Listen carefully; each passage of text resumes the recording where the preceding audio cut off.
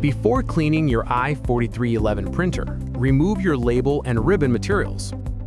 Always power off the printer and remove the battery.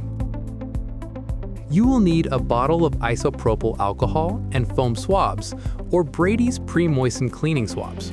You may also need the cutter cleaning tool included with your printer. First, clean the printhead area.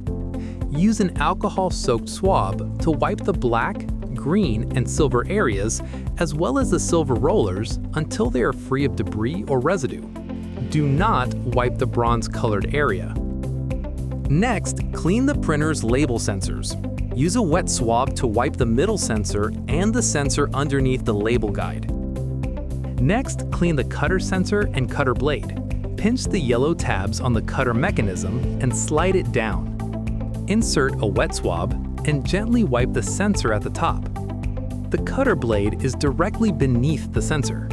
If there is significant residue buildup, first use the cutter cleaning tool to scrape it away. Then, wipe it with wet swabs until the blade is clean. Next, clean the black rubber roller and the print path. Clean the length of the roller with a wet swab.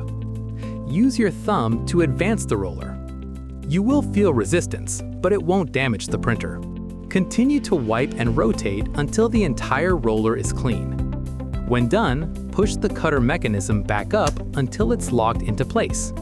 For more support, visit our website